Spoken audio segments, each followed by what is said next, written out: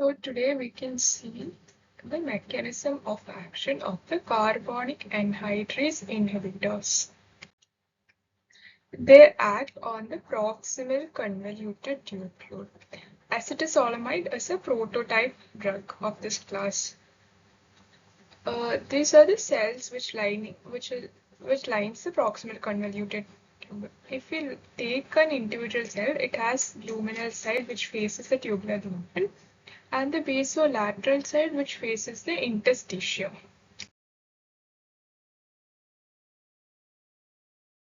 So on the basolateral side, there is a sodium potassium ATPase which pumps 3 sodium into the interstitial space and 2 potassium into the cell, which in turn activate the sodium hydrogen antipod on the luminal side, which leads to a movement of sodium into the cell and hydrogen into the lumen. This hydrogen ion combines with the filtered bicarbonate ion, forms the carbonic acid. This carbonic acid, under the activity of the carbonic anhydrase enzyme, splits into carbon dioxide and water. Carbon dioxide, being lipophilic, moves inside the cell, where carbon dioxide and water combines to form the carbonic acid under the influence of carbonic anhydrase enzyme. This carbonic anhydrase enzyme is present in the cytoplasm as well as in the membrane, both in the luminal and the basolateral membrane. Since the sodium hydrogen antipod works continuously, there is a poor concentration of hydrogen ion inside the cell. So this carbonic acid splits into the hydrogen and the bicarbonate ion. This bicarbonate moves into the interstitial space via the sodium bicarbonate transporter. So since sodium moves in this direction, water also moves in the same direction from the lumen into the interstitial space. Since the movement of water from the lumen to the interstitial space concentrates the chloride ion in the lumen.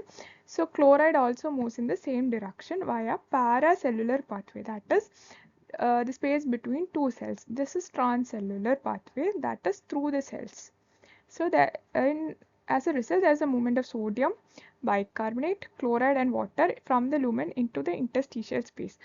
So when a carbonic anhydrase inhibitor is given, there is no formation of carbonic anhydrase, hence there is no hydrogen ion. So this transporter gets inhibited, so there is no reabsorption of sodium, there is no proton, there is no hydrogen ion to combine with bicarbonate, so bicarbonate ion is also not reabsorbed, chlorine is also not reabsorbed. So there is an increased delivery of sodium into the distal part of the nephron, but the natriuresis is very mild because most of the sodium gets reabsorbed in the ascending loop of Henle.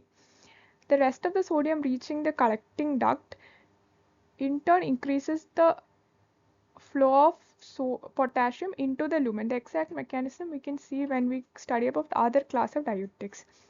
Uh, the excretion of potassium is also enhanced by two other mechanisms. One is the activation of renin-angiotensin-aldosterone system.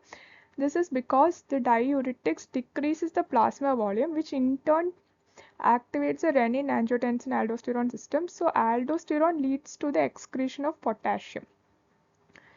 The other mechanism is diuretics normally increases the urinary flow. So there is an increased flow of potassium into the urine. So there is mild natriuresis, there is kaliuresis, and chloride ion is also lost. There is mild amount of bicarbonate is also lost in the urine. So there is metabolic acidosis.